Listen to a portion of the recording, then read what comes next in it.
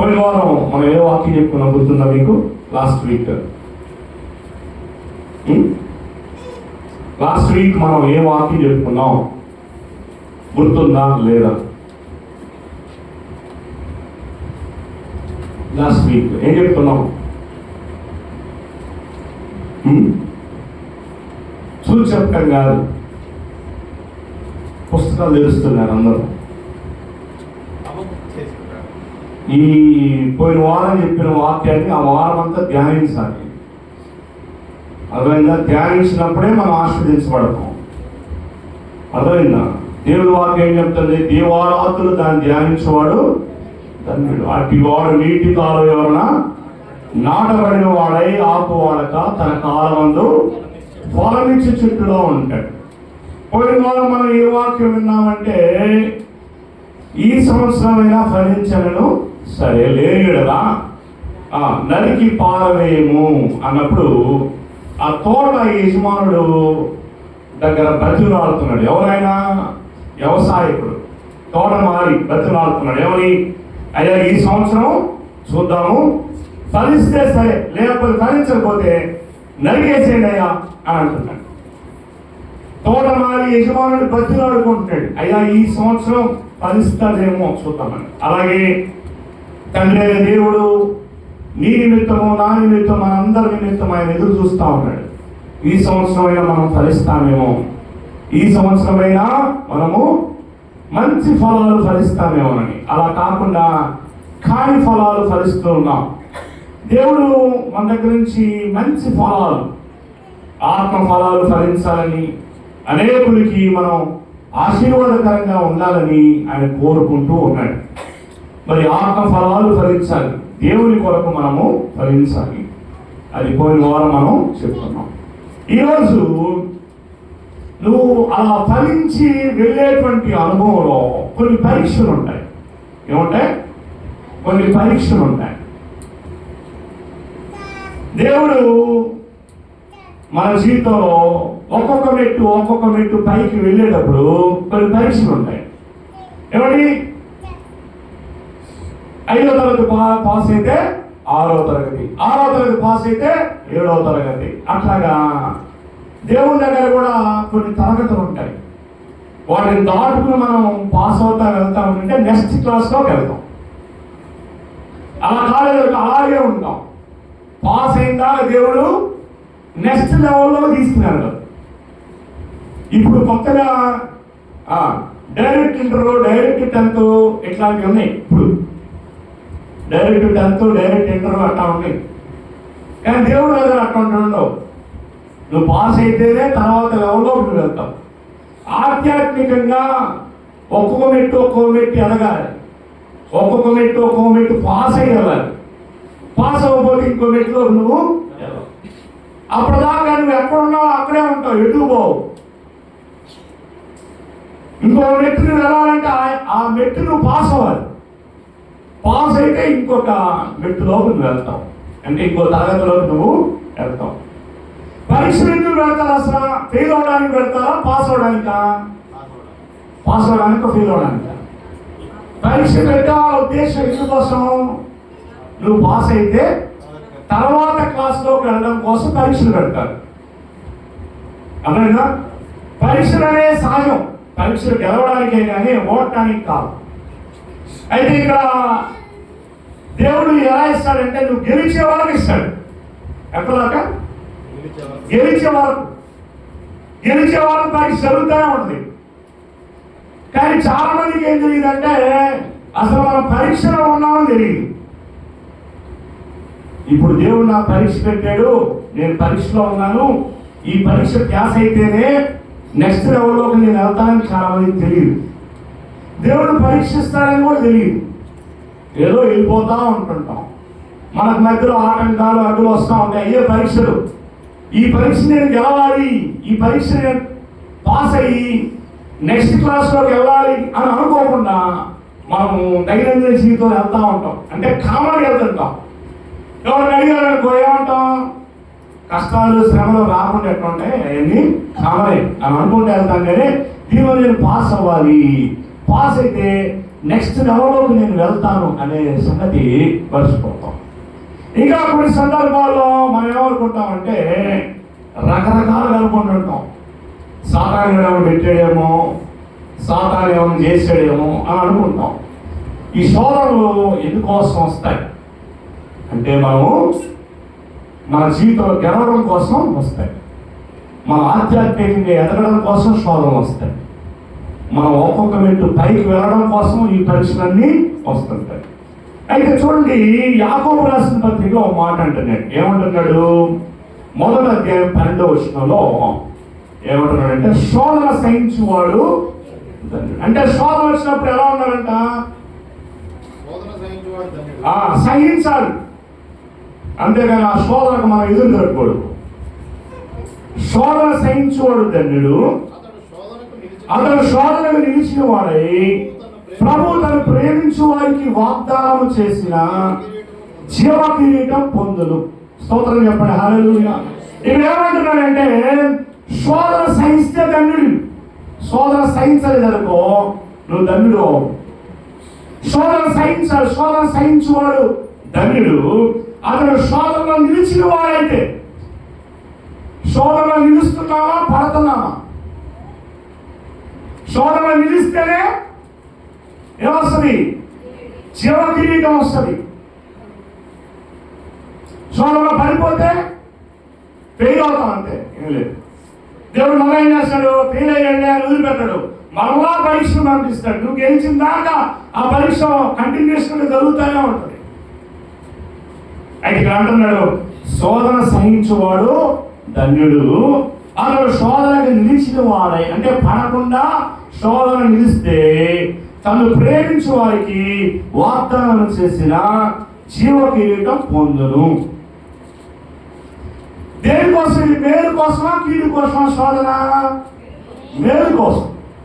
అందుకని 13వ వచనంలో అంటాడు దేవుడు కీడు విషయమై శోధింపలేడు, ఆయన ఎవరిని శోధింపడు కనుక ఎవరైనా శోధింపబడినప్పుడు నేను దేవుని చేత శోధింపబడుతున్నానని అనకూడదు అని రాస్తుంది.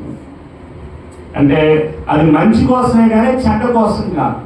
మంచిది కాబట్టి అది దేవుని యొద్ద నుండి వచ్చింది అని మనం అనుకోవాలి. అందుకని 17వ వచనం అంటారు చూడండి, 17వ వచనం చదవండి. శ్రేష్టమైన ప్రతి ఈవియు సంపూర్ణమైన ప్రతి వరమును పర సంబంధమైనది జ్యోతిర్మయులకు తండ్రి యొద్ద నుండి వచ్చును.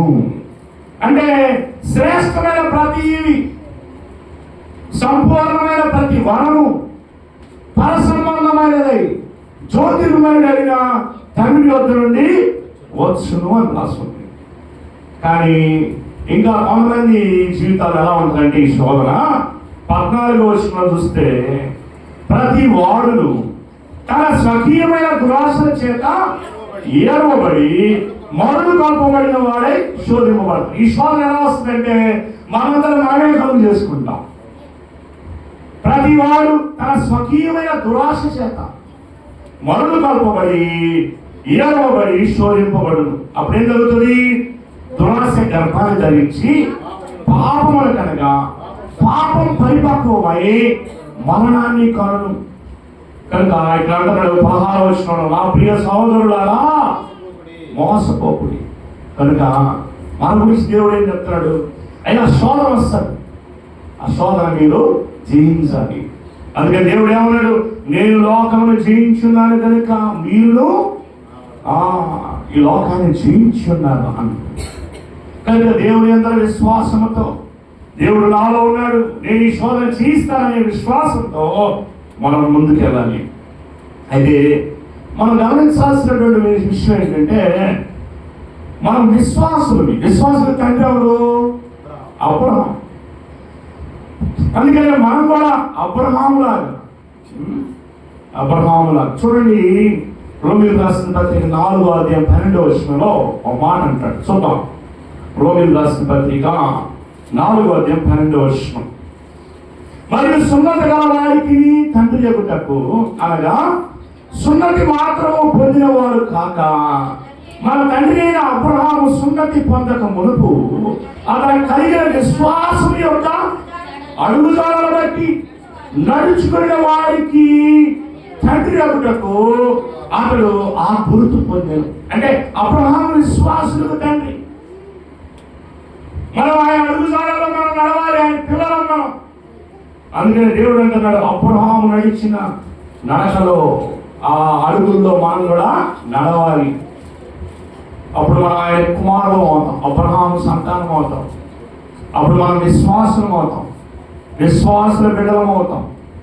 అయితే ఇప్పుడు మనం చూద్దాం అబ్రహాము జీవితంలో ఏమేమి జరిగింది, ఏమేమి శోధనలు వచ్చినాయి, ఎలాంటి టెస్టులు జరిగినాయి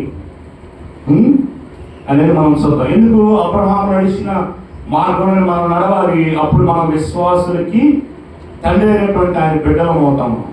ఓకే, మొట్టమొదటి టెస్ట్ చూద్దాం. This is the test of obedience. విధేయత పరీక్ష. ఏంటి?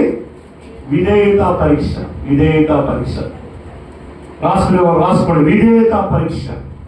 ఆదికాండం 12వ అధ్యాయం 1వ వచనం నుండి 6వ వచనం వరకు చూద్దాం. యెహోవా నీవు లేచి నీ దేశము నుండి, నీ బంధువుల యొద్ద నుండి, నీ తండ్రి ఇంటి నుండి బయలుదేరి నేను నీకు చూపించు దేశమునకు వెళ్ళుము. నిన్ను గొప్ప జనముగా చేసి నిన్ను ఆశీర్వదించి నీ నామములు గొప్ప చేయుదును. నీవు ఆశీర్వాదముగా ఉండు. నిన్ను ఆశీర్వదిస్తానంటల్లా, నువ్వే ఆశీర్వాదం అవుతావు. మన ఆలోచన ఎట్లుంటే, నేను దీవించబడితే చాలు, నేను ఆశీర్వదించబడితే చాలు. అందుకని మనమే ప్రార్థన, దేవా నన్ను దీవించు, నన్ను దీవించాలని అంటాం. కానీ దేవుడు ఏమంటున్నాడంటే, నీవే అనేకులకు ఆశీర్వాదకరంగా ఉంటావు అంటున్నాడు అబ్రహాముతో. ఏమన్నా, నీవు ఆశీర్వాదముగా ఉండు.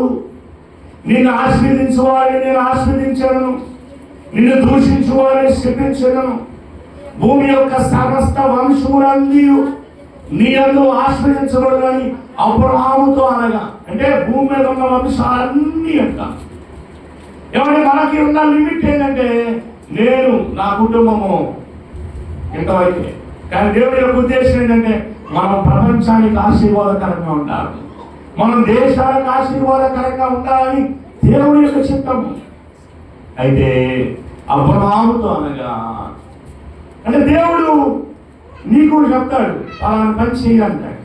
అక్కడ నువ్వు విధేయుడు అవుతున్నావా లేదా అనేది పరీక్ష ఉంది. అర్థమైందా? చూడండి, అప్పుడు 4వ వచనంలో యెహోవా అతనితో చెప్పిన ప్రకారము అబ్రహాము వెళ్ళెను, లోతు అతనితో కూడా వెళ్ళెను. అబ్రహాము హారాను నుండి బయలుదేరినప్పుడు 75 ఏళ్ళ ఈడువాడు. అబ్రహాము తన భార్య అయిన శారాయిని, తన సహోదరుని కుమారుడు లోతును, హారానులో తాను వారు ఆర్జించిన యావదాస్తిని, వారు సంపాదించుకున్న సమస్తమైన వారిని తీసుకుని కానాను దేశములకు వెళ్ళుటకు బయలుదేరి కానాను దేశం వచ్చింది. అంటే మొట్టమొదటి టెస్ట్ ఏం చేశాడు? నీ తల్లిని విడిచిపెట్టేసి నేను చూపించు దేశానికి నువ్వు వెళ్ళు, నేను దీవిస్తాను దేవుడు. అబ్రహాము లోపడ్డా లోపడలేదా? విధేయుడు అయ్యాడా లేదా? మొట్టమొదటి పరీక్ష ఏంటంటే విధేయత పరీక్ష.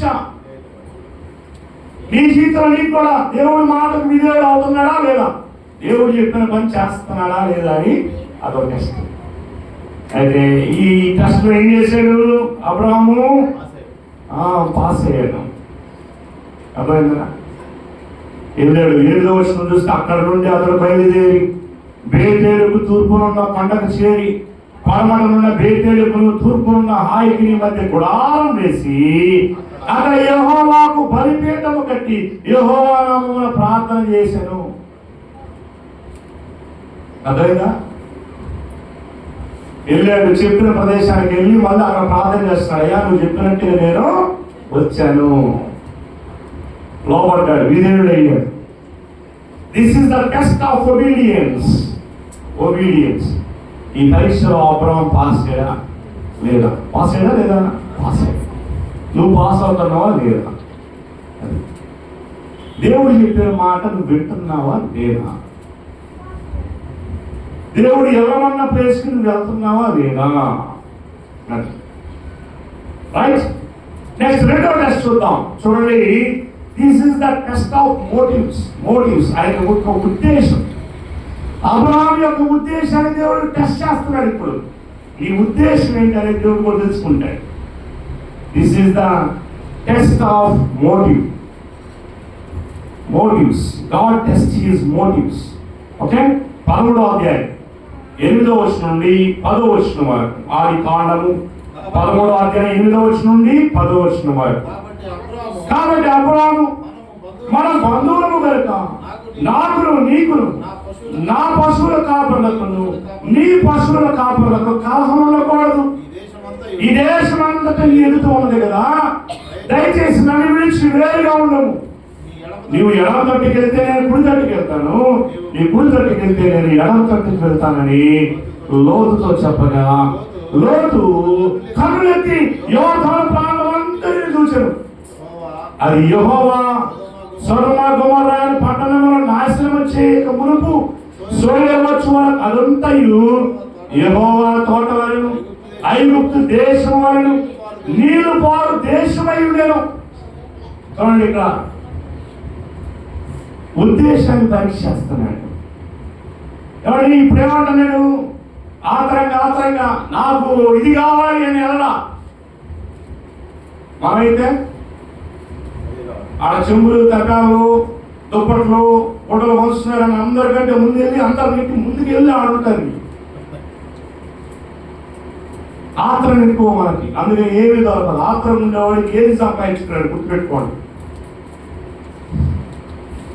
మనం ఎంత ఆత్రంగా ఉంటామో అంత దరిద్రం వస్తుంది. గమనించండి, ఆత్రం ఎక్కువగా ఉండేవాళ్ళు ఏది సంపాదించుకోలేదు. కొంతమందికి ఆత్రం ఎక్కువ. ఇక్కడ ఇక్కడ మనం అబ్రహాము చూస్తే ఆ తోట ఎలా ఉందంట? యెహోవా తోట వలెను. ఎలా ఉందంట? యెహోవా తోట వలెను ఐగుప్తు దేశం వలెను నీళ్లు పారు దేశంలా ఉందంట. ఇప్పుడు ఛాయిస్ ఎవరిది? ఇద్దరు ఉన్నారు, అబ్రహాము లోతు ఇద్దరున్నారు. ఇద్దరు బాగా సంపాదిస్తున్నారు. కానీ వాళ్ళ కాపర్లకి ఇలా కాపర్లకి గొడవ జరుగుతుంది. అందుకని అన్నాడు, అప్పుడు అదే ప్లేస్ నువ్వు ఉంటే ఏమంటావు? రే రోజు నువ్వు నేను ఉంటాను అని చెప్పని ముందుగానే డిసైడ్ చేసుకుంటాం. కానీ ఇక్కడ అబ్రహాం ఏమన్నాడంటే, నువ్వు తూర్పుకి వెళ్తే నేను పడమరకు వెళ్తా, నువ్వు ఉత్తరానికి వెళ్తే నేను దక్షిణానికి వెళ్తా, ఎటు వెళ్ళాలని నువ్వే డిసైడ్ చేసుకో అన్నాడు. అప్పుడు లోతు చూసాడంట. చూస్తే ఎలా ఉందంటే అది సమృద్ధి కలిగిన ప్రదేశం లాగుంది. అది ఆ ఐగుప్తు దేశం వలె నీరు పారు దేశంలా ఉందండి. సమృద్ధి ఉంది, యెహోవా తోటలా ఉందంట. కానీ అబ్రహాం దాన్ని కోరుకోవాలి. దేవాన్ని వేధిస్తే అదే నాకు కావాలి. కాబట్టి మనుషులమైనటువంటి మనము మన కంటితో ఏది చూస్తామో, ఏది బాగుందో దాన్ని కావాలని కోరుకుంటున్నాం. కానీ అబ్రహాం ఉద్దేశం అలా లేదు. దేవాన్ని వేధిస్తే అది నాకు కావాలి. The motive of Abraham is very fantastic. It is good in the sight of the Lord. దేవుని యొక్క ఉద్దేశంలో అబ్రహాం యొక్క ఉద్దేశం ఎలా ఉందంటే అద్భుతంగా ఉంది. అతను కంటితో చూసిన దాన్ని కావాలని కోరుకోలేదు లోతులాగా. దేవుడు ఏదిస్తే అది టెస్ట్ చేశాడు దేవుడు. అది యెహోవా తోటలాగుందంట, నీళ్లు పారు దేశంలాగుందంట. అయినప్పటికీ అబ్రహాం దానికి మీద కన్ను పెడుతున్నా, అది నాకు కావాలి అని అనుకోవాలి. నువ్వు ఏదిస్తే నాకు అది కావాలి. ఈరోజు ప్రియమైన భక్తులారా, దేవుళ్ళ మీద బిడ్డలారా, నీ కంటితో ఏది చూస్తే అది కావాలని కోరుకుంటున్నావా? లేదంటే దేవా నీ చిత్తం ఏదో అదేం చేస్తా, నువ్వేమిస్తావో దాన్ని నేను తీసుకుంటా అని కోరుకుంటున్నావా? అయితే అబ్రహాం అయితే ఆ మాట అన్నాడు. అప్పుడు లోతు వెంటనే నేను సోయకి వెళ్ళిపోతా అనే అనుకుని వెళ్ళిపోయాడు. ఎక్కడికి వెళ్ళిపోయాడు? సొదొమ గొమొర్రాకి వెళ్ళిపోయాడు.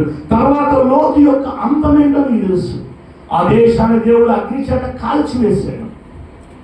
సొదొమ గొమొర్రా ప్రజలు భయంకరమైన పాపిస్తీ జనాభా. లోతు దాన్ని కోరుకున్నాడు.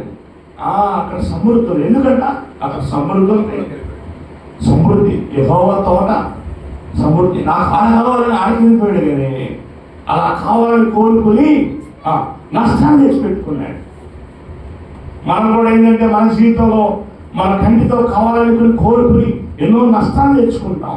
శరీర సంబంధులుగా నేత్రాశ, శరీరాశ రాడుతూ ఉంటుంది. అలాంటివి కూడా ఎదురు వెళ్తాడు దేవుడు. ఆ టెస్ట్లో నువ్వు పాస్ అవ్వాలి, నాకు ఇవి వద్దు అన్నాడు. యేసు ప్రభువును కూడా తీసుకుని అబ్బో అది ఏం చేశాడు? మత్తయి సువార్త 4వ అధ్యాయం తీసుకుని లోకమహిమంతా చూపించి అన్నాడు. ఏమన్నాడు? ఇదిగో ఈ లోకమహిమంతా చూపిస్తున్నాను, నువ్వు నాకు కాళ్ళకు మొక్కితే ఈ లోకమహిమంతా నీకు ఇస్తాను. అర్థమైందా? అదే ప్లేస్లో నువ్వు ఉంటే నువ్వేమంటావు? ఎగిరి కలిపేసి ఏకచక్రాధిపత్యంగా ఈ లోకం అంతా నేనే ఏడుకుంటాననేవాడు. కానీ యేసయ్య ఆస్వాదనకి పడలా, నేత్రాశకు లోనవలా. ఇక అబ్రహాము కూడా లోనవలా. What is his motive? దేవుడు అబ్రహామును పరీక్షిస్తున్నాడు. ఏంటి తన యొక్క ఉద్దేశం? నన్ను కావాలని కోరుకుంటాడా, లేదంటే ఈ లోకంలో ఉన్న సుఖం కావాలని కోరుకుంటాడా? మోసే కూడా ఇదే పరీక్ష వచ్చిందా లేదా? ఐగుప్తు దేశాన్ని పరిపాలించే నెక్స్ట్ రాజు ఎవరంటే మోసేనే. కానీ అనుకున్నాడు ఐగుప్తి సుఖము కంటే క్రీస్తు విషయమైన నింద గొప్ప భాగ్యమని ఎంచాడంట. ఏమంటే అల్పకాల పాపభోగములను అనుభవించడం కంటే దేవుని బిడ్డలతో నింద అనుభవించడం మేలని ఎంచి ఐగుప్తు దేశానికి రాజుగా ఉండకుండా సావనీయుల దగ్గర వచ్చాడండి మోసే. దేవుడు పెట్టిన పరీక్షలో మోసే కూడా గెలిచాడు. యేసయ్యని అలాగే అబ్రహాం కూడా. ఎందుకు? అబ్రహాం విశ్వాసం తండ్రి. ఆయన గెలవబోతే ఇంకేమనుందా? వద్దనుకున్నాడు అవన్నీ. ఏమండి? ఐగుప్తులో అధికారం ఉంది, విడిచిపెట్టాడు మోసే. ఐగుప్తులో ధనం ఉంది, విడిచిపెట్టాడు మోసే. ఐగుప్తులో సుఖం ఉంది, విడిచిపెట్టాడు వాటిని. ఈ మూడు విడిచిపెట్టాడు. ఎందుకంటే ఆ రోజుల్లో ఐగుప్తు దేశం ప్రపంచం అంతా ఎదుగుతుంది. ఆ దేశానికి ఒక ఎంపరర్గా ఉండాల్సినటువంటి వ్యక్తి దాన్ని విడిచిపెట్టాడు. ధనాన్ని విడిచిపెట్టాడు, అధికారాన్ని విడిచిపెట్టాడు, సుఖాన్ని విడిచిపెట్టాడు.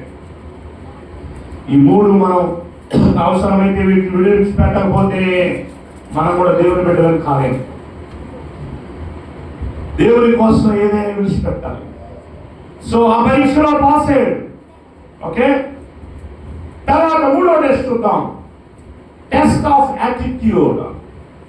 అబ్రహాము యొక్క వైఖరి ఎలా ఉంది చూద్దాం. చూడాలి. కారణం 14వ అధ్యాయం 14వ వచనం. 14వ అధ్యాయం 14వ వచనం. సరే 11 చదువుదాం, 12 చదువుదాం, 13 చదువుదాం, 15 చదువుదాం. అప్పుడు అర్థమైంది మనకు. అర్థం కాదు. అప్పుడు వారు సొదొమ గొమొర్రా ఆస్తి యావత్తును వారి భోజన పదార్థములన్నీ పట్టుకుని పోయేది. మరియు అబ్రహాము సోదరుని కుమారుడైన లోతు సొదొమలో కాపురముండెను గనుక అతని ఆస్తిని పట్టుకుని పోగా ఎవరి సొదొమ వెళ్ళిపోయాడు లోతు. అదే జరిగింది. వేరే దేశం రాజులు వచ్చేసి ఆ ఆస్తి మొత్తం పట్టుకెళ్ళిపోయారు. అప్పుడు చూడండి 13వ వచనం. తప్పించుకుని అబ్రహాము వచ్చి ఎబ్రీయులైన అబ్రహామును సన్నిధికి వెళ్ళిపోయాడు. అప్పుడు అతడు ఎష్కోలు సహోదరుడు ఆరేలు సహోదరుడైన మమ్రే అను అమోరీయుని ఏరోను వరములో కాపురముండెను. వీరు అబ్రహాముతో నిబంధన చేసుకునేవారు.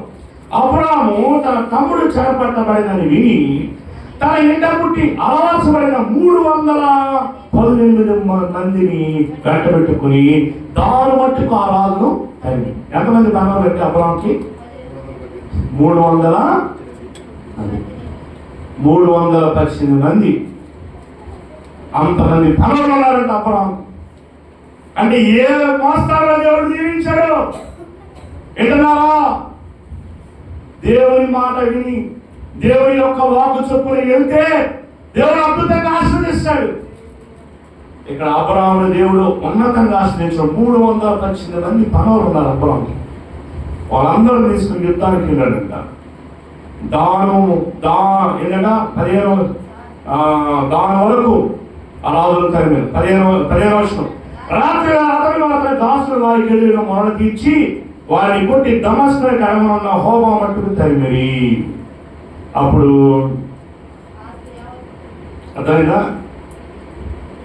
యాటిట్యూడ్ చూస్తే ఎలా ఉంది యాటిట్యూడ్? అతని యాటిట్యూడ్ అంటే మనం గమనిస్తే అప్పుడు చూద్దాం. చూడండి 21వ వచనం.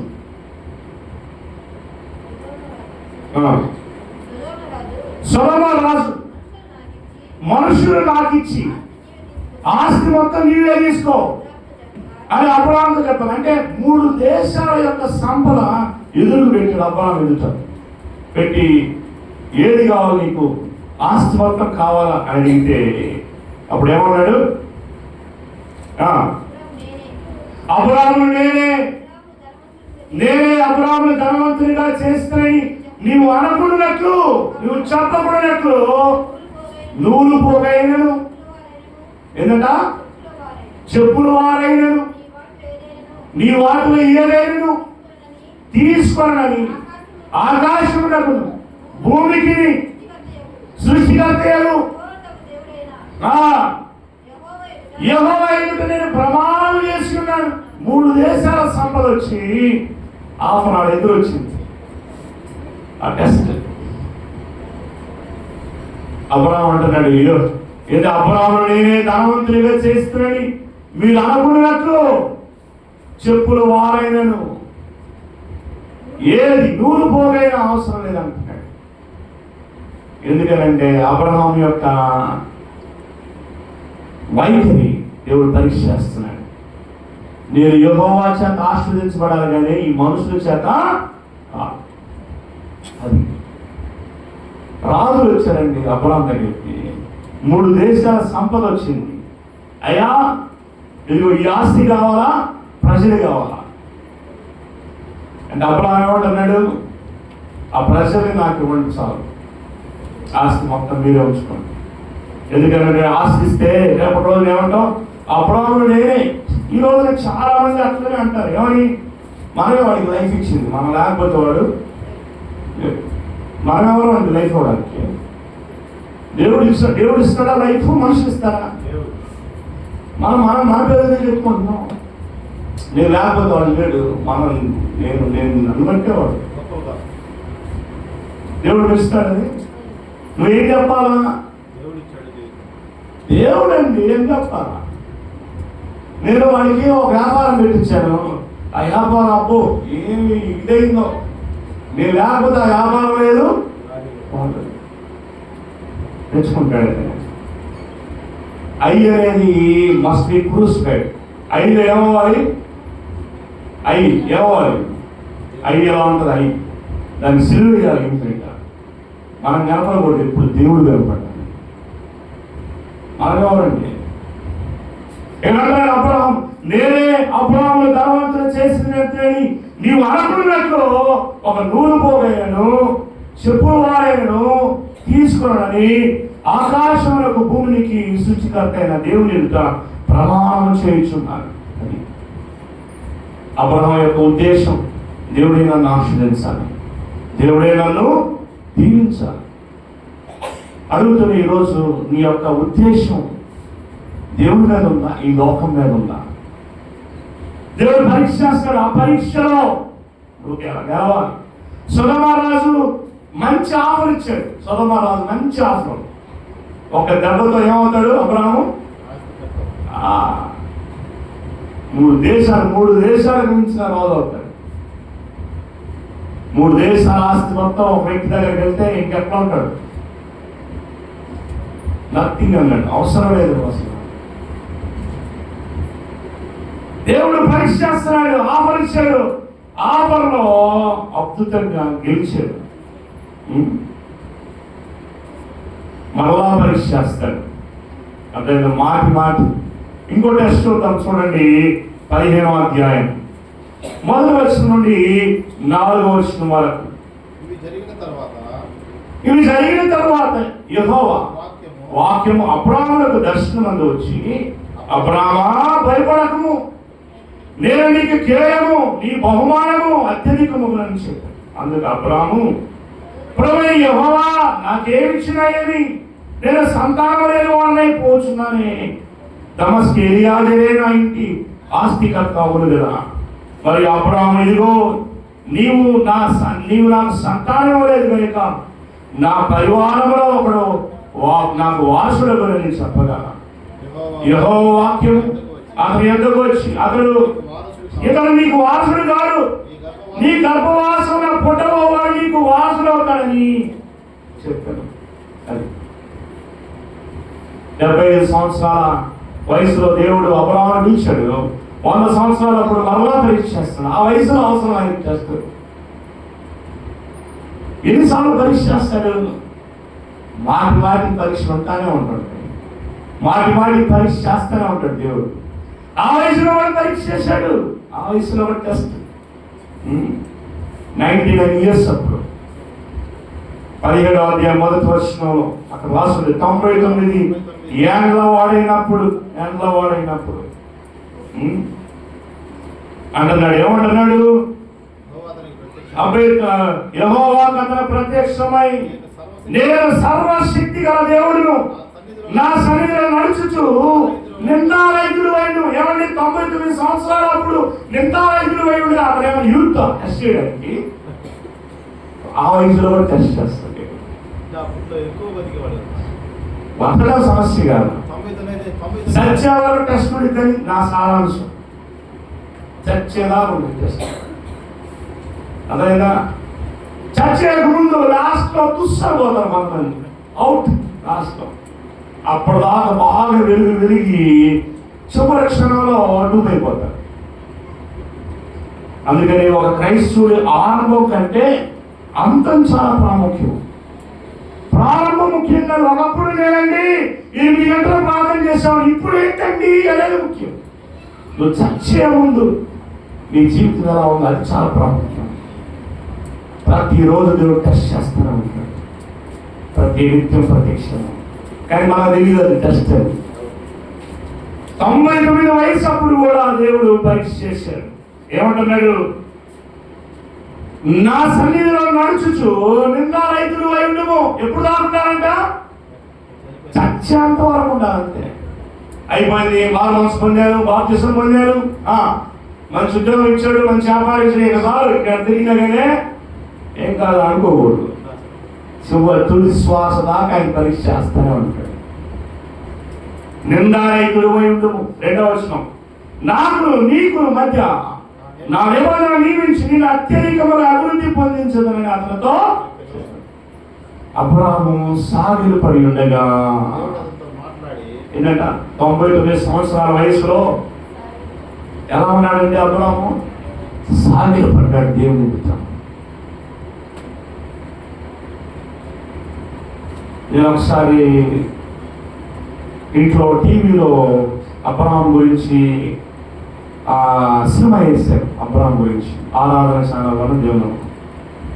నేను అటు ఇటు తిరుగుతూ ఉన్నాను, మా అమ్మ చూస్తా ఉంది. నేను అటు తిరుగుతే చూసిన చూడంగానే అబ్రాహాం ఎంత అద్భుతమైన సన్నివేశం. ఒక వ్యక్తి ఎదురుగా ఉన్నట్లుగా వెళ్తున్నాడు, దేవుడితో మాట్లాడుతూ ఉన్నాడు. ఇట్లా అది చాలా ఆశ్చర్యంగా అనిపించింది. నేను చాలా సంతోషించాను. అది కదండి నిజమైన విశ్వాసం. ఒక వ్యక్తి నిజంగా ఎదురుగున్నట్టుగా దేవా మాట్లాడుతూ ఉన్నాడు. దేవుడు అంటున్నాడు, అబ్రామా నేను చూపించే దేశానికి నువ్వు వెళ్ళు అన్నాడు. ఫస్ట్ది అన్నమాట అనగానే అబ్రాహాముతో దేవుడు అన్నమాట చెప్పగానే ఇంటికి వెళ్ళాడు. వాళ్ళ నాన్న నేను వెళ్తున్నాను అన్నాడు. ఏంట్రా దిక్కులోడా, నీకేమైందో, మైండ్ ఏమైనా పోయిందా అన్నాడు. లేదు నాన్న, దేవుడు నాకు చెప్పాడు, నన్ను వెళ్ళిపోమన్నాడు, నిన్ను బంధువులు అందరూ వదిలిపెట్టి వెళ్ళిపోమన్నాడు అంటుంది. ఎవరు నాకు తెలిసింది నీకు అన్నాడు. తెలియదు నాన్న. ఇది అప్పటికి ఆయన నామం బయలుపరచబడలా. మోస దగ్గరకు వచ్చిన అప్పుడన్నా నేను ఉన్నవాడు నన్నవాడని అప్పటిదాకా తెలియదు, ఏదో ఇంపని తెలియదు. అప్పుడు అంత అన్నాడు వాళ్ళ నాన్న, ఏమని? ఎవరు ఆయన తెలియదు నాన్నగారు అని. అరే చూడు, ఈ బొమ్మలు ఉన్నాయి కదా, ఇన్ని బొమ్మలు ఉన్నాయి కదా, ఈ బొమ్మలో ఏ బొమ్మలు చెప్పురా అంటున్నాడు. ఆయన విగ్రహారాధికుడు. ఆయన ఈ బొమ్మలో ఏ బొమ్మ చెప్పురా అన్నాడు. ఇట్లు ఏది కాదు నాన్న అన్నాడు. మరి ఏం పేరు ఆయన తెలియదు నాన్న. ఒరే నువ్వు తిక్కలోడు రా, నువ్వు మైండ్ తక్కువరా, నీకు నువ్వు ఆడగలుగుతావురా అంటే నేనే కాదు నాన్నగారు, నా భార్యని కూడా ఒరే ఆమెను కూడా తీసుకెళ్తాను, ఎక్కడికి వెళ్తారా మీరు? అప్పుడు అంటాడు, అమ్మా చాలమ్మా నాకు సంబంధము మీ సాగు, మీరు సావండి, నా దగ్గర నుంచి వెళ్ళిపోతున్నారు, ఇంకా మీ ఇష్టం, నువ్వు కూడా ఆడి మాట అంటారంటున్నావు కదా, వెళ్ళిపోండి అన్నాడు. మరలా ఆయన వెళ్ళిపోయాడు. ఏం కూడా వస్తుంది వెళ్ళిపోయాడు. అర్థమైందా? పొడాలు వేసుకుని నివాసం చేస్తాడు, పడుకుని ఉన్నాడు. అబ్రాహ్మ అని వెళ్ళి ఇటు పడుకున్నాడు. అలా ఇటు లేచి పొడవల నుంచి బయటకు వచ్చాడు. ఎందుకు ప్రభు అంటాడు, ఆకాశం ఇదిగో చూడు ఆకాశ నక్షత్రాలు చూడు, లెక్కించరావా అన్నాడు. అబ్రాహ్మ అన్నాడు, లెక్కించలేమయ్యా అన్నాడు. భూమి మీద ఉన్న ఇసుకను చూడాలి, లెక్కించగలవా అన్నాడు. లెక్కించలేమయ్యా. ఒక మనిషితో మాట్లాడుతున్నట్టే అదే విశ్వాసం, అదే నమ్మకం, అదే బిలీఫ్. అంటే దేవుని యొద్దకు వచ్చువాడు ఆయన ఉన్నాడని, ఆయన ప్రార్థించువాడికి అతను ఫలము దయచేయవాడని నమ్మవలనే కదా అని వాక్యం చెప్తాను. నమ్మాలా? నమ్మకుండా కాకుండా ప్రార్థన చేశాను బ్రదర్, అవలేదు బ్రదర్, అవలేదు బ్రదర్, అవలేదు బ్రదర్, ఎలా బ్రదర్? దేవుని యొద్ద నుండి ఎలా పొందుతాం? దేవుని యొద్దకు వచ్చువాడు ఆయన ఉన్నాడని, ఆయన ప్రార్థించువాడికి ఆయన ఫలము దయచేయవాడని నమ్మవలనే కదా. అబ్రాహ్ము నమ్మాడు, అది అతనికి నీతిగా ఎంచబడింది. అబ్రాహ్ము నమ్మాడు, వచ్చి అంటున్నాడు, లెక్కించలేమయ్యా. ఆకాశ నక్షత్రాలు లెక్కించలేమయ్యా. ఎస్కరేణువు లెక్కించలేమయ్యా. నేను నిన్ను అన్ని కోట్ల మందికి నేను నిన్ను తండ్రిగా చేయబోతున్నాను. స్తోత్రం చెప్పండి. హల్లెలూయా. నువ్వు అనేక జనములకు తండ్రి అవుతావు, నీ సంతానం ఎస్కరేణువులా పోతాయి. అప్పుడు అబ్రాహ్ము పరిస్థితి ఏంటి? అబ్రాహ్ము అంటే గొడ్డుబోతుడు అని అర్థం, పిల్లలు లేనివాడు అని అర్థం. అబ్రాహ్మ ఈ పేరు మారుస్తున్నా, ఏం పేరు పెడతావు నా పేరు అంటే అంటున్నాడు, ఇక మీదట నువ్వు తండ్రి అవుతావు కాబట్టి, నువ్వు అనేకులు తండ్రి కాబట్టి నువ్వు అబ్రాహాము అవుతావు. నువ్వు తండ్రి. ఎవడైనా పిలుస్తుంటే నువ్వేమని పిలిపించుకుంటావు అంటే, అట్లాంటోడు ఇట్లాంటోడు గొడ్డుబోతుడని పిలిపించుకోవాక తండ్రి అని పిలిపించుకో. ఏమంటే ఎంతమంది ఎగతాలు చేసి ఉంటారో, వాళ్ళ ఆయన దగ్గరే ఎగతాలు వేయండి, అన్నదమ్ములు ఉన్నారు వాళ్ళ ముందు ఎగతాలు వేయండి. పెట్టేవాడ చదువుకు వెళ్ళిపోయాడు, కానీ దేవుడితో మాట్లాడుతూ ఉన్నాడు. దేవుడు చెప్పాడు, ఇక మీదట నీ పేరు అబ్రాహాము కాదు, ఇక మీదట నీ పేరు అబ్రహాము అని పిలువబడుతుంది, నువ్వు అనేక జనాలకి తండ్రి అవుతావు అన్నాడు. చూడండి 4వ వచనం. అబ్రాహాము సాగిలపడి ఉండగా దేవుడు అతనితో మాట్లాడి, ఇదిగో నేను నియమించిన నా నిబంధన నీతో చేసి ఉన్నాను, నీవు అనేక జనములకు తండ్రి అవుతావు.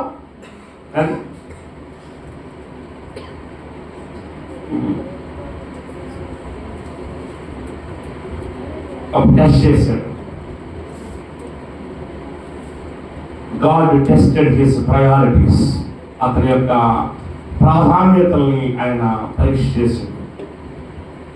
ఇప్పుడు తండ్రి అవుతాం అన్నాడు, నాక లేదా అతని బిడ్డలక?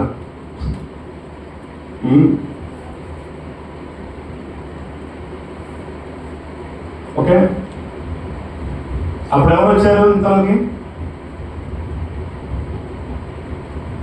ఇలా ఏంటంటే సారం ఏముంది, అయ్యా మనకు కొంచెం లేట్ అయ్యేటట్టుంది, హాగర్ ఉంది కదా, ఆమెతో నువ్వు బిడ్డలు కనాలి అని హాగర్ తీసుకుని వచ్చి అడ్డం పెట్టి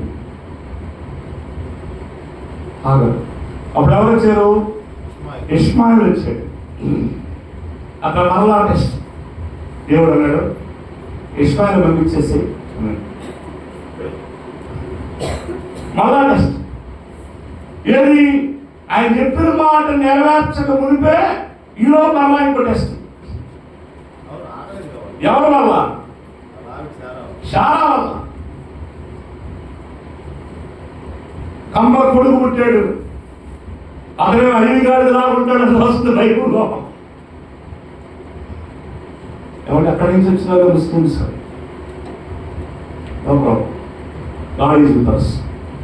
అక్కడ రాస్తుంది ఏమంటే ఇష్మాయేలు వలన నీ సంతానం అనవాళ్ళు పంపించేసేయి అన్నాడు.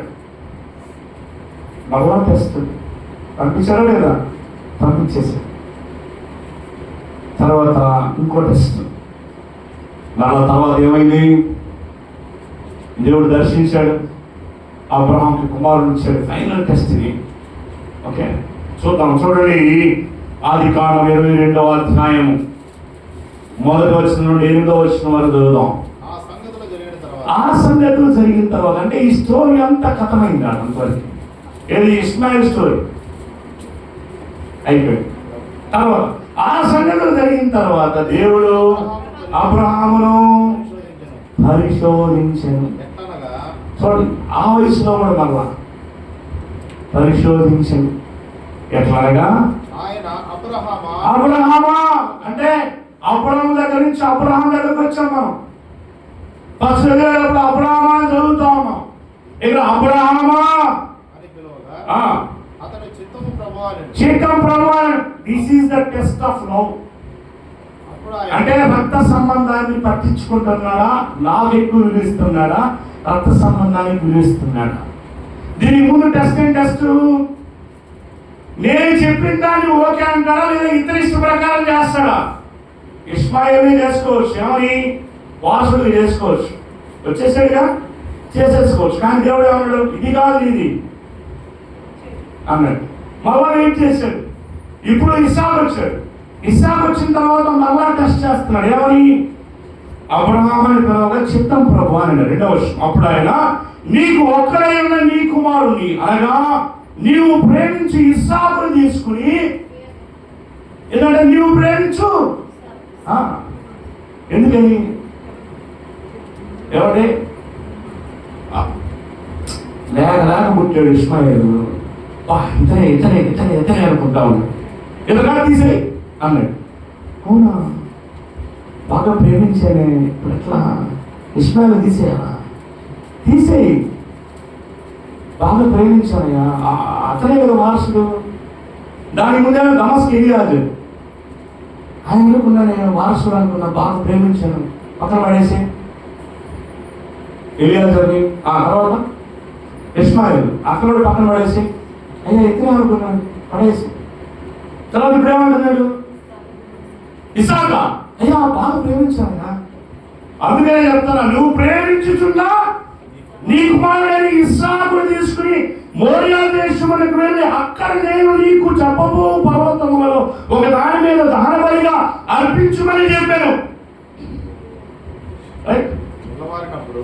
తెల్లవారినప్పుడు అబ్రహాము లేచి తన గాడిదకు గంటలు కట్టి తన పనివారిలో ఇద్దరిని తన కుమారుడు ఇస్సాకును వెంట పెట్టుకుని దహనబలి కొరకు కట్టెల తీసి లేచి దేవుడు తనతో చెప్పిన చోటికి వెళ్ళాను. ఏమని?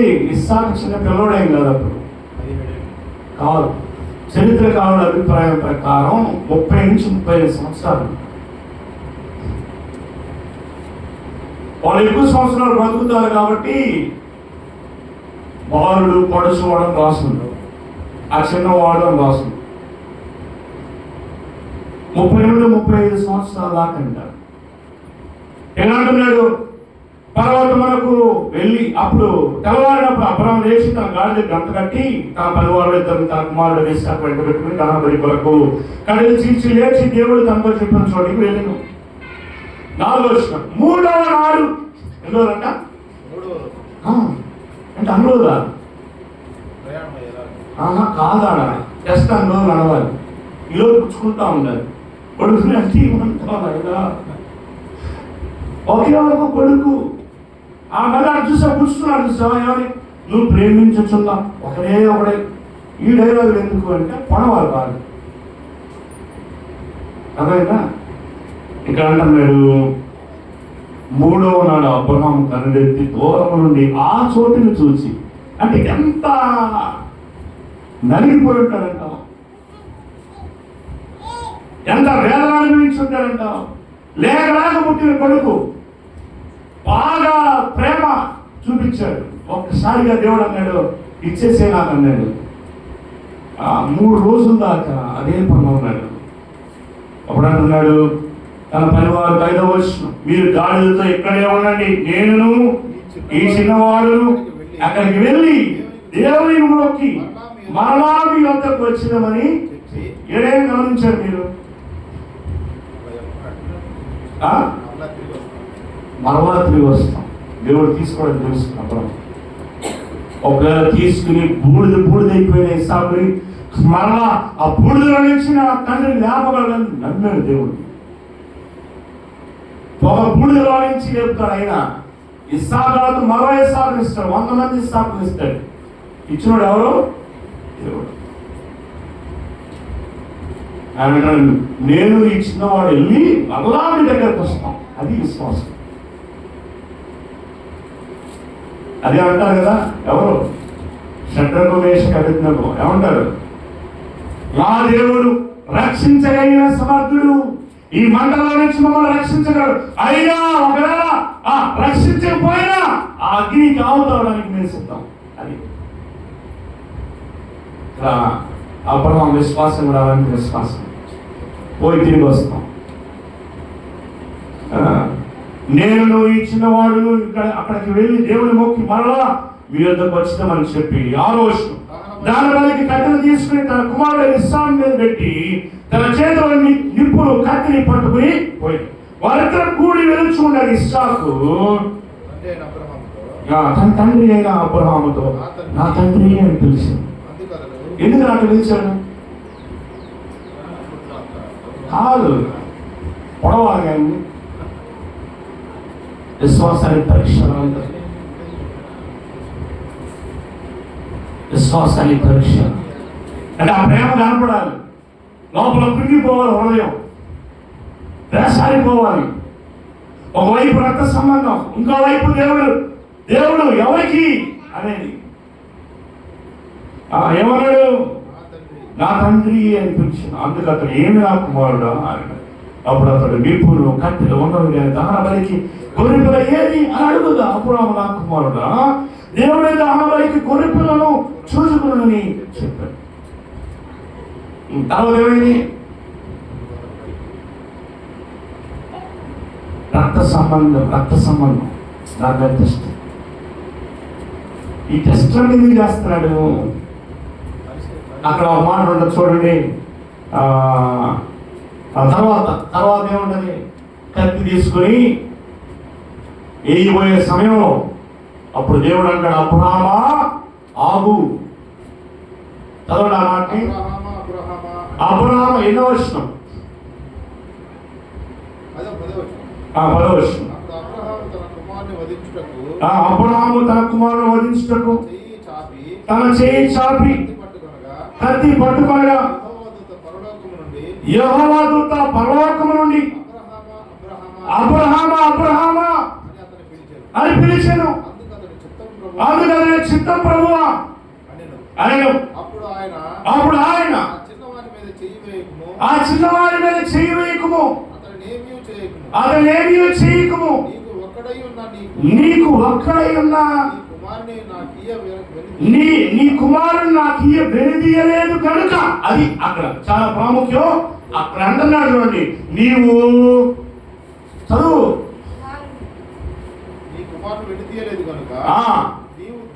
నీవు దేవునికి భయపడవాడని ఇందువలన నాకు. ఎందుకు అడిగాడు? దేవుడికి భయపడతావా లేదా నీ కొడుకే కావాలనుకుంటావా, నేను కావాలనుకుంటావా, నేను చెప్పిన మాటకి నువ్వు లోపడతావా, భయభక్తులు కలిగి ఉంటావా లేదా? ఎవరి దేవుడు ఆస్తి ఇస్తాడు, సంపదిస్తాడు, ఐశ్వర్యం ఇస్తాడు. అది కావాలనుకుంటావా, నేను కావాలనుకుంటావా? పరీక్ష. నేను చెప్పిన మాట వింటావా, లేదంటే ఈ లోకంలో వాళ్ళు చెప్పిన మాట వింటావా?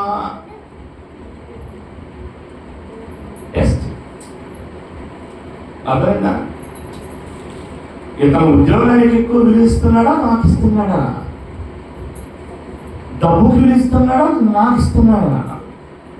పిల్లలకి ఎక్కువ విలువిస్తున్నాడా, నాకు ఇస్తున్నాడా? పిల్లలకు విలువిస్తున్నాడా, నాకు ఇస్తున్నాడా?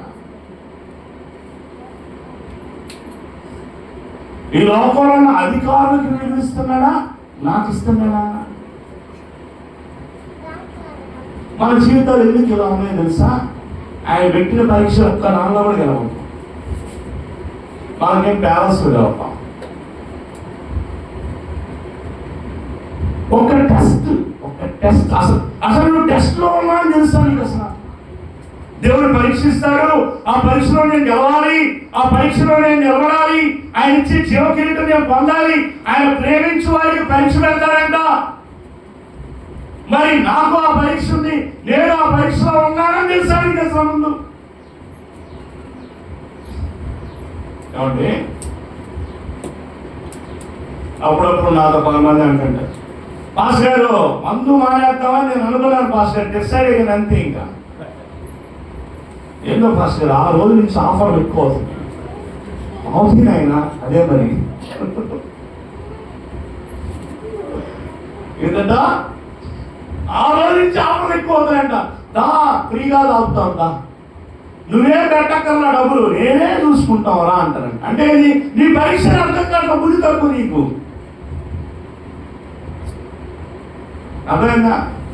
ఆఫర్లు వచ్చి వస్తుంటాయి, అది దేవుడు ఇచ్చిన ఆఫరా కాదని తెలుసుకోవాలి. అర్థమైందా? ఆదివారమే చుట్టాలు వస్తారు, ఇంటి నిండా వస్తారు. ఈరోజు మా కోసం ఆ మాత్రం ఆగలేవా అంటాడు. ఏమంటాడు?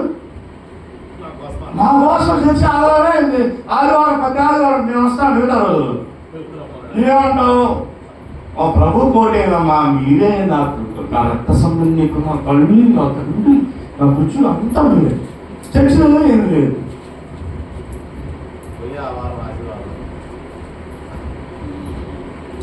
అయినా వస్తారా? మరి డబ్బు లేదు, 10,000 ఇవ్వాలి కదా నీకు, వస్తు తొందరగా ఇస్తాం. ఎప్పుడు? ఆదివారం ఆఫర్ అది. అప్పుడు దేవుడు వస్తాడు, వీడు 10,000 ఆశపడ్డాడు కానీ నా కోసం ఆశపడలేదు.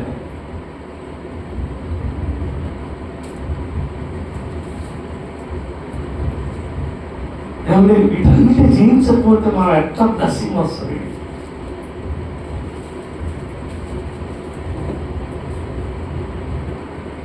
అర్థమైందా? చాలా ఆఫర్లు ఉంటాయి. ఆదివారమే ఆఫర్లు జోరుగా హుషారుగా ఉంటాయి. ఆఫర్ వెళ్ళండి, ఆఫర్ తీసుకోండి. కానీ నువ్వు గొప్పవాడిని మాత్రం ఎప్పటికీ అవ్వలేదు. కానీ దేవుడి మాటని, దేవునికి లోబడి ఆ వచ్చిన స్వాదనను జయించి, నాకు దేవుడే కావాలి, 1,00,000 కోట్లు నాకు అవసరం లేదు, నాకు దేవుడు కావాలి, నాకు దేవుడి కంటే తర్వాత ఇంకేం లేదు అని డిసైడ్ అయ్యావా? చాలు, ఇంకా నువ్వు వెళ్తావు. అప్పుడు వస్తాయి.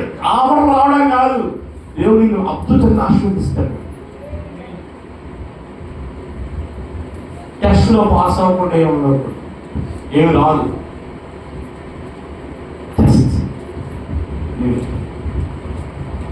ఒకసారి పరీక్ష చేసుకో. అప్పుడు ఆమె ఎక్కడా కూడా దేవుని మాట దాటి వెళ్ళాలా. ఏదో నేను చూపించిన దేశానికి వెళ్ళు, వెళ్ళాడు. ఎందుకు ఆశిస్తాను, కావాలా? వద్దు, నాకు దేవుడే కావాలి. అరే 3 దేశాల ఆశ అంటే ఎంత గొప్పది.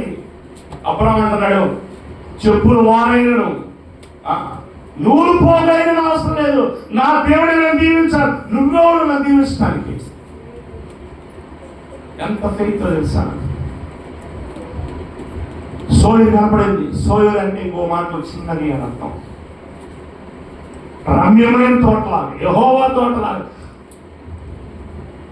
నీళ్లు పాలు దేశంలో ఉందంట. అయినా కానీ అక్కర్లేదు. ఎక్కడికి వెళ్ళాడు? బీడు భూముల్లోకి వెళ్ళాడు. నువ్వు ఏదిస్తే అది కావాలా. ఆయన లోతు అలా కాదు, ఏదిస్తే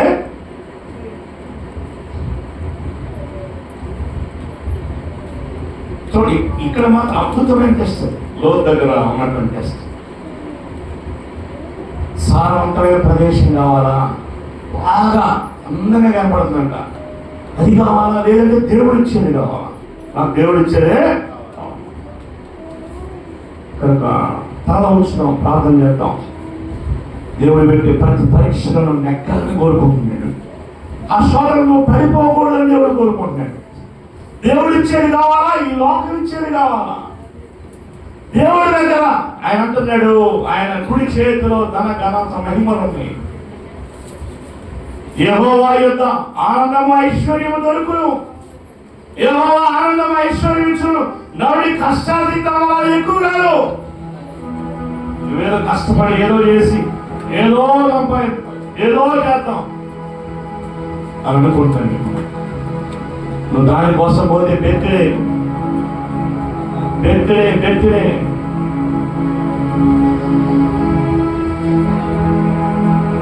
గొర్రెలు బెత్తిడే తోకన్నట్టుండి నీ పరిస్థితి. ఈ లోకం వైపు, మనుషుల వైపు, లోకం వైపు కాదు, దేవుడి వైపు చూడు. నీవు నన్ను దీవించావు.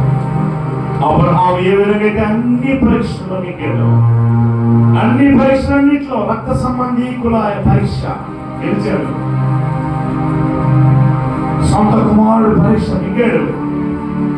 కంటి కనబడేటువంటి పరీక్ష నెగ్గాడు. అసలు ఏం చెప్తాడు అబ్రహాము? లోకంలో ధనం కావాలనుకుంటాడా లేదా నేను కావాలనుకుంటాడా?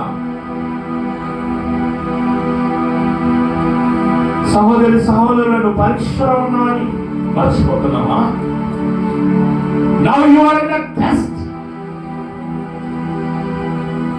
ఈ విశ్వాస జీవితంలో దేవుడు అనేకమైన పరీక్షలు నీ వద్ద పంపుతాడు. వాటిని నిన్ను జయించాలి, వాటిని నువ్వు గెలవాలి. గెలిస్తే గొప్ప ఆశీర్వాదం, లేదనుకుంటే ఏదో తాత్కాలికమైన ఆశీర్వాదం. ఏది కావాలో శాశ్వతమైన ఆశీర్వాదం, శాశ్వతమైన జీవము, అద్భుతమైన ఆశీర్వాదాలు దేవుడు వారు కోరుకుంటున్నాడు. ఈ పరీక్షలను పాస్ అయితే గొప్ప బహుమతి, లేదంటే చిన్న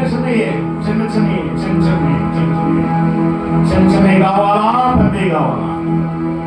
దేవుడిచ్చే ఆశీర్వాదం అది ఎన్నటన్నటికి ఆశీర్వాదము. ఆయన అన్నాడు, నిన్ను, నీ పిల్లలని, నీ పిల్లల తరతరాలు దీవించబడే ఆశీర్వాదం దేవుడి దగ్గర ఉంది. అది ఇవ్వడం కోసమే దేవుడు పరీక్ష చేస్తున్నాడు. దేవుడితో ఆ వ్యక్తిగతమైన సంబంధం నీలో ఉందా? ఆ పర్సనల్ ఎన్కౌంటర్, పర్సనల్ గా దేవుడితో నడిచే అనుభవం ఈ జీవితంలో ఉందా? పరీక్ష చేసుకో ఒకసారి. కంటితో చూసి కానీ, చెవుతో వినడానికి కావాలని వెళ్తా ఉన్నా, పరిగెత్తున్నాం. అది దేవుడు ఇచ్చిందా కాదా అనేది పరీక్ష చేసుకోవాలా? దేవాను దీవించి మనుషులు కాదు నాయన, ఈ లోకంలో నరమాత్రుడు కాదు నాయన, నువ్వే తీర్మానం చేసుకోవాలి. దేవుడు ప్రతిరోజు పరీక్ష ఉంది. నువ్వు చనిపోయేంత వరకు పరీక్ష ఉంది. పరీక్షలో గెలుస్తూ ఉండాలి. శోధన సహించుకోవడం దగ్గర అట్టివాడు దేవుని ఆ శోధన నిలిచిన వాడే నిలవాలి. ఆ శోధన నిలవాలి, పడిపోకూడదు. శోధన నిలబడాలి, సహనంతో ఓర్పుతో వాటిని గెలవాలి. అడుగు దేవుని ప్రభా, ఆ శక్తిని నాకు అబ్రహాము వలె ప్రతి పరీక్ష నెగ్గే శక్తిని నాకు తీర్మానం చేసుకున్నాం, ప్రార్థన చేసుకున్నాం. Thank you Lord. Thank you. పరిశుద్ధుడా, జీవాధిపతి, నీకు స్తోత్రాలు, నీకు వందనాలు చెల్లిస్తున్నాం. నీకు వందనాలు. మా జీవితంలో ప్రతిరోజు పరీక్షలు, మా జీవితంలో పరీక్షలు ఉంటాయి. ఆ పరీక్షలు నేను ఆ పరీక్షలు జయించాలి, పరీక్షలు గెలవాలి, ఆ పరీక్షలో మేము విజయాన్ని పొందాలి. అంతేగాని పరీక్షలో ఓడిపోవటం, పడిపోవటం, వెనక్కి వెళ్ళిపోవటం అలా కాదు. అన్ని విషయాల్లో అబ్రహామును మీరు శోధించారు. అబ్రహాము అన్నింటిలో గెలిచాడు. అలాగే మేము కూడా గెలవడానికి సహాయం తెచ్చు. మాకు మీరు ఇచ్చే సోదరులు జయించడానికి సహాయం తెచ్చు. మీకే వందన స్తోత్రాలు, నీకే ఘనత మహిమ ప్రభావం చెల్లిస్తున్నాం. ఇక్కడ ఈ వాక్యం ప్రతి బిడ్డను దర్శించు. అబ్రహాము వలె అన్నింటినీ జయించి ముందుకెళ్ళే అనుభవాన్ని ఇచ్చాడు. ప్రతి పరీక్షలోనే గెలవడానికి, ఆ పరీక్ష గెలిచి నెక్స్ట్ లెవెల్లో వెళ్ళడానికి సహాయం చేసి, నా స్టెప్ దాటి ఇంకో స్టెప్, ఒక క్లాస్ దాటి ఇంకో క్లాస్లోకి ఏ విధంగా పరీక్ష పాస్ అయ్యి వెళ్తామో అలాగే మేము ప్రతి స్టేజ్ దాటుకుని ఫైనల్ టెస్ట్ కూడా గెలిచి విజయాన్ని సాధించడానికి సహాయం దయచేయండి. మీరు అన్నారు మీలో ఉన్నవాడు ఈ లోకంలో ఉన్నవాడి కంటే గొప్పవాడు కనుక మీరు ఈ లోకాన్ని జయించున్నారు. జయించి అనుభవం మమ్మల్ని నడిపించండి. ఈ వాక్యమైన ప్రతి ఒక్క జీవితంలో ఈ కార్యాలు జయించి మహిమ పొందండి. జయించిన అనుభవం ప్రతి ఒక్కరికి దయచేయండి. జయించి నీ దగ్గర నుండి బహుమతులు పొందుకునే ధన్యతను భాగ్యాన్ని నాకు మాకు అందరూ దయచేయండి. నీ సన్నిధిని విడిచిపెట్టక నీ సన్నిధిని ప్రేమించి సముద్రాన్ని ప్రవేశించడానికి ఆశీర్వాదంలోనికి ప్రవేశించడానికి సహాయం దయచేయండి. అలాంటి పరిశుద్ధాత్మ శక్తిని ఈ వాక్యం వింటున్న ప్రతి ఒక్కరికి ఈ పరిశుద్ధాత్మ శక్తిని దయచేయమని ధారాళంగా అనుగ్రహించమని యేసుక్రీస్తు నామములో అడిగి పొందినాము పరమ తండ్రి. అందరూ చెప్తాం ఆమేన్, ఆమేన్, ఆమేన్. అలాగే